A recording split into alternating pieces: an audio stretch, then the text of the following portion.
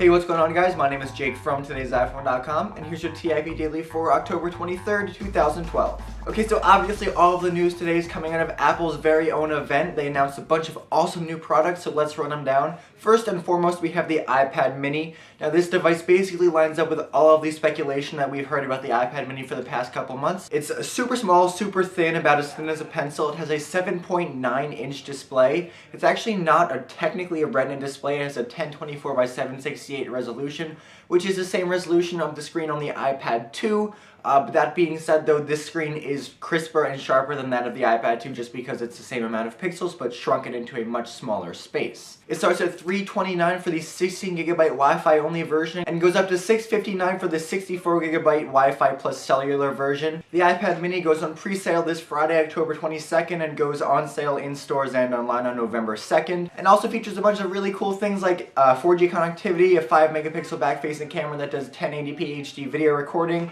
a HD FaceTime front-facing camera, and of course it has the Lightning connector. Now, there was a hands-on event for the media at the announcement right afterwards, and we've compiled a bunch of the best hands-on iPad mini videos, so there's a link to that in the post down below to see what the iPad mini looks like actually in the real world. And I gotta say, it looks pretty cool. I am kind of disappointed that there is no Retina display, and I'm also a bit worried about the slate finish on the back of the black model, just because it could get scratched up just like the slate back on the iPhone 5. But other than that, this looks like a pretty cool device. Okay, moving on, Apple also announced a new 4th generation full-sized iPad. Now, this is a big surprise. Most people thought that Apple was just gonna slightly tweak the 3rd generation 9.7-inch iPad to add the Lightning connector to it, but they actually just went ahead and made a whole new iPad. It has the Lightning connector, it has an A6X processor, which is supposedly twice as fast as the A5X processor powering the new or old 3rd generation iPad.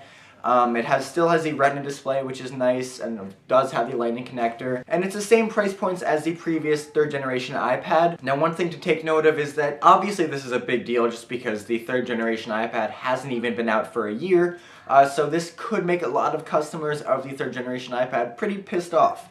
So apparently, select Apple stores, depending on where you go, will allow you to exchange your 3rd generation iPad for a 4th generation iPad for free if you've purchased it within the last 30 days. Now, keep in mind that this is not a company-wide policy. It does happen on a store-by-store basis, so you might strike out if you go to your store, but as long as you can prove that the iPad was purchased within the last 30 days and you didn't destroy it during that time, I feel like you'll be able to find a store that will take your iPad 3 back and give you an iPad 4. Apple also announced a new MacBook Pro 13-inch with a Retina display, which starts at $1699. It announced a pretty significant update to the Mac Mini, which starts at $599, and it has some crazy cool new iMacs. There's a 21.5-inch version, which starts at $1299, and a 27-inch version that starts at $1799. As far as software is concerned, there was speculation that Apple was going to announce an update to iBooks, and that did happen. iBooks 3.0 is available as a free update in the iOS App Store. It brings a couple really cool new features like scrollable books, which means you don't have to turn the page. It's just like one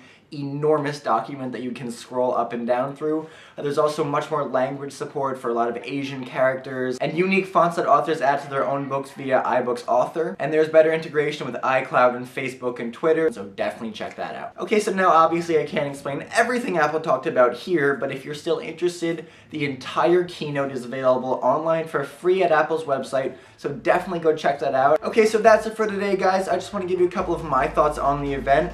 First of all, I think everything that Apple announced today met expectations. I don't think there's really anything that went above and beyond what the rumors were suggesting, and because of that, I don't think there's anything that really sort of like wowed or surprised people in the way that, you know, the 1st generation iPhone did. I don't know what is going on with Apple security lately, but the new products that they're announcing, we've basically known most of the stuff about them for weeks and sometimes even months before they're officially announced. But at the same time, all of what Apple announced was really, really cool. I love the new Retina display MacBooks. I will love the 2nd generation of the iPad mini when it does have a Retina display more than I love the 1st generation, but it still seems like a solid device and a decent competitor in the smaller tablet market.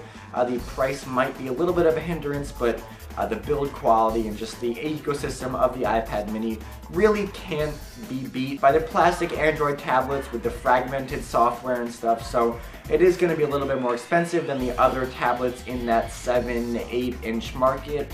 but I think that customers are going to recognize that this is a higher level of tablet than what they'd be getting elsewhere. So that's it for today, guys. Thank you very much for watching. Your question of the day today is, I just want to hear your thoughts on the event. I want to hear what products you're excited about, what you think could be improved upon, or maybe Apple took a misstep on. Are you planning on buying any of these products? The MacBook Pro, the iPad mini, the Mac mini, anything, you can let me know in the comment section down below or on Twitter at @TIP_Jake. Of course, he links to everything I talked about in this video in the description down below, so please give those a look. And as always, for more news, views, reviews, and everything Apple announced today, don't forget to head over to todaysiphone.com.